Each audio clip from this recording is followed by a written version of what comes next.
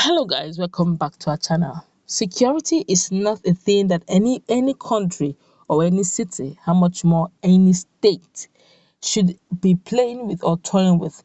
As we speak right now in Ibadan, people are already screaming over what just trended some few hours ago. But before we go into the news proper and further analysis, we'd like you to subscribe to our channel by clicking on the red subscribe button. Beside it, you see a bell notification icon. Please go ahead, click on it to get notified as soon as we update our channel on YouTube. Well, the resident of Maje Suka area of Ibadan, the Oyo State capital, are in panic following the alleged invasion of the area by about 300 suspected herdsmen. The coordinator of Oduduwa People's Congress in Oyo State, Mr. Rotimi Oluomo, told the respondent that residents of the area alerted him, said he went to the area and saw the three luxurious buses that brought the suspected herdsmen to the area. Oluomo said the people who suspected that the herdsmen had a suspicious mission in the area prevented them from disembarking from the vehicles. He said he alerted the police, and some policemen from Sanyo police station were deployed.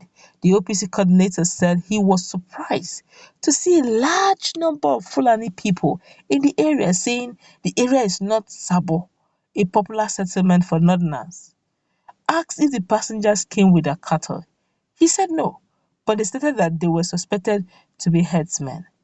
Wow. Olumo said, I received a series of calls this morning that some luxurious buses brought some Fulani and Bororo herdsmen, numbering about 300, to the area. They came around 7 o'clock a.m. this morning. I went to the place and discovered that all the passengers in the vehicles are Fulani and Bororo. There is no Igbo, no Yoruba among them. This made the people suspicious, and we have to be vigilant because of the security situation all over the country. We asked them questions, but they refused to disclose their destination. So we invited the police to come and see them. Policemen came from Sanyo police station, and their response was very prompt. They took the buses to their station and parked them there before I left. One of the Fulani people came down to talk with the police, but I didn't know what they discussed. But everybody must be vigilant. The police public relations officer in the state, Mr. Ulugbenga Fadeyi, when contacted by a respondent, did not pick the phone and was yet to respond to text message sent to him on the matter. Now this is serious. And now this is what I call being security alert. Why would about 300 Bororo or Fulani people be doing in Ibadan? And they ask you questions, you're doing a bebe, you cannot talk, now you don't understand language again. English language now is difficult. Even pidgin you cannot understand. They ask you question you cannot hear, now you're forming deaf and dumb. But when it is time to carry gun now, your deaf and dumb will be clear. What are you doing in Ibadan? Where are your cows? See, next thing they will say is they came with cow. A bus that have no mixture, that means they are coming from a particular destination, they are all from the same sect. At this stage of where we are in this country, let's be real, any false movement is suspicious. At this stage where there's insecurity, why not stay in your section? Are they awaiting the next? While we are talking of NSAS, let it not be that these people are just busy moving in and moving. 300, three luxurious buses. I must say, well done to Ibadan people who have, or your state indigenes who were vigilant enough to have noticed that they are just the same set of persons.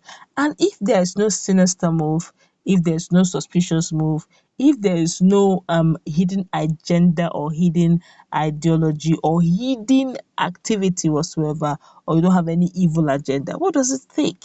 The indigenous ask you questions, where una dey go? Answer. Oh, we wan go, or we dey go. You just say to show that you have no idea or you have no hidden agenda. But this one you kept quiet, you pretend as if you don't understand it, but you were able to come into. And even the driver, they should have questioned the driver. Where are you coming from? Where are you going to? Why are you here? Why did they stop you here? Sabo is the place for northerners in Oyo State. Why are you stopping in that place? That place, the next thing you notice now that they'll just disappear into the bush. And that will probably be baby eat for that day. We all need to be vigilant. These are people who are vigilant. These are Ibadan people who were alerted enough, security conscious enough to have noticed that these same people, all of them are from the same tribe in three different buses. It's enough to raise suspicions.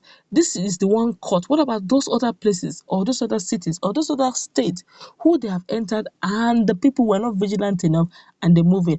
After a while, now next you start noticing is that there will be much more unrest in the area. You begin to notice, some of these guys they just move in. Their weapons are already in place, so most times, But the challenge is, how did we get to this level?